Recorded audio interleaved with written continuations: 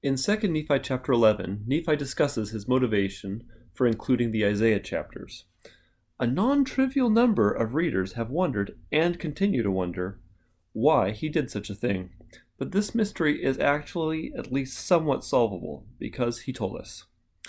Beginning at verse 1. And now Jacob spake many more things to my people at that time. Nevertheless, only these things have I caused to be written, for the things which I have written sufficeth me. And now I, Nephi, write more of the words of Isaiah, for my soul delighteth in his words. For I will liken his words unto my people, and I will send them forth unto all my children. For he verily saw my Redeemer, even as I have seen him.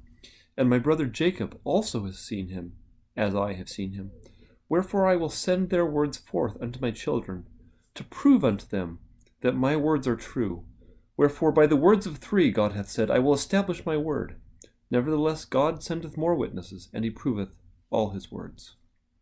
Behold, my soul delighteth in proving unto my people the truth of the coming of Christ, for this end hath the law of Moses been given, and all things which have been given of God from the beginning of the world unto man are the typifying of him. Nephi delights in Isaiah's words. He likes them, in part because they are applicable.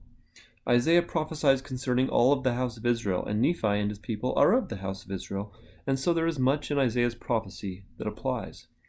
There is the much larger issue, however, that Nephi wants to bear testimony to his people of the coming Redeemer, whom Isaiah has seen.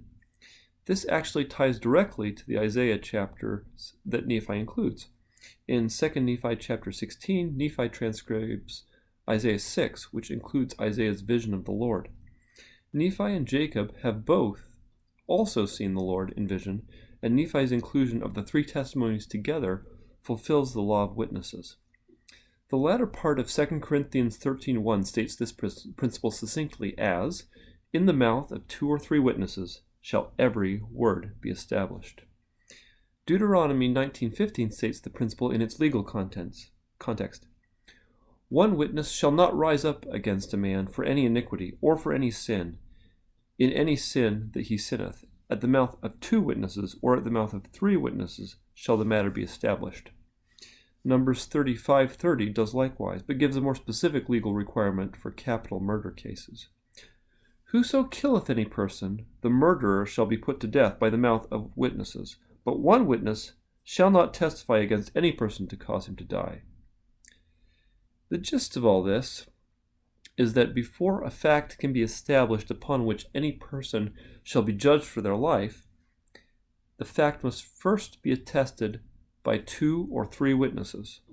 Nephi wants his people to know as an established fact the truth of the coming of the Lord Jesus Christ, and the way to do this is by presenting witnesses to the matter. Many readers of the Book of Mormon will also note that the translation of the work as a whole is also attested by 3 witnesses, which completes a critical part of the book's provenance chain, so that its witness is binding upon latter-day hearers as well. Apart from Isaiah's vision of the Lord, he also gives some of the great banner prophecies of the Messiah's mortal and millennial work in the chapters which Nephi includes. Thus, his whole excerpt is in some degree focused on the Messiah. Continuing with verse 5. And also my soul delighteth in the covenants of the Lord which he hath made to our fathers. Yea, my soul delighteth in his grace, and in his justice, and power, and mercy, in the great and eternal plan of deliverance from death.